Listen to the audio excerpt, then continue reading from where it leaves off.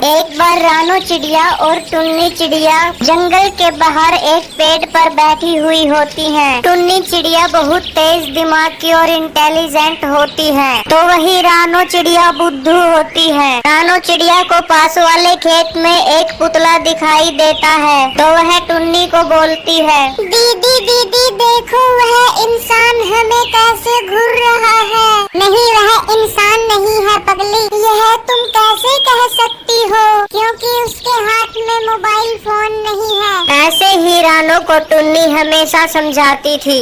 एक दिन टुन्नी चिड़िया को बाजार जाना होता है। वह रानो को घर पर छोड़कर खुद बाजार चली जाती है। जब दुष्ट कालू कौवा टुन्नी को बाजार जाते हुए देखता है तो अरे ये टुन्नी आज बाजार जा रही है, इसका मतलब है रानो चिड़िया अकेली घर पर होगी। वैसे तो कभी मौका नहीं मिलता, क्यों ना मैं आज जाकर उसे अपने दिल की सारी बातें बोल दूं। तभी कालू कौवा जल्दी से रानो चिड़िया के घर जाता है। अरे रानो कैसी हो तुम? अरे कालू कौवा, तुम इतने दिनों बाद दिखाई दिए, आखिर कहाँ रहने लगे तुम? अरे जंगल की सारी जिम्मेदारी अब जो मेरे सर पर है। अच्छा, वो कैसे?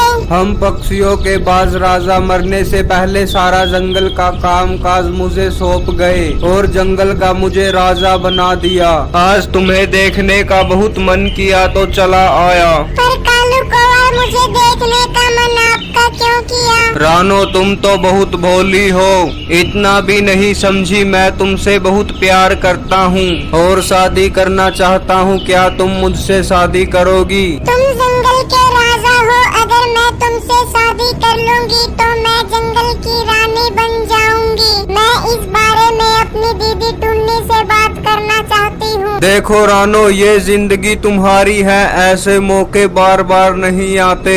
उसके बाद क्या पता मुझे यहाँ आने का समय ही ना मिले। तुम चलो, मैं आज ही तुमसे शादी करना चाहता हूँ। कालू कौवा ऐसे ही अपनी मीठी मीठी बातों में रानो चिड़िया को बहला फुसला लेता है और उसे अपने साथ शादी करने के लिए मंदिर ले जाता है। यह सब पास खड़ा बंटी कबूतर भी देख रहा होता है। जब टुन्नी चिड़िया घर आती है तो अरे ये रानो कहाँ चली गई, इसे मैं यही तो छोड़ कर गई थी। तभी वहाँ बंटी कबूतर आता है और वह टुन्नी चिड़िया को सारी बातें बता देता है। तभी टुन्नी चिड़िया मिट्ठू इंस्पेक्टर को लेकर कालू कौवा के पास मंदिर पहुँचती है। रानो चिड़िया के नाबालिग होने के और भुला भुसरा कर शादी करने के जुर्म में मिट्ठू इंस्पेक्टर उसे गिरफ्तार कर लेता है। टुन्नी चिड़िया के समझाने के बाद फिर मुझे माफ कर दो दीदी, मैं कालू कौवा के बहकावे में आ गई थी। मैं आइंदा ऐसा कुछ नहीं करूँगी जिसकी वजह से आपका सिर नीचा हो।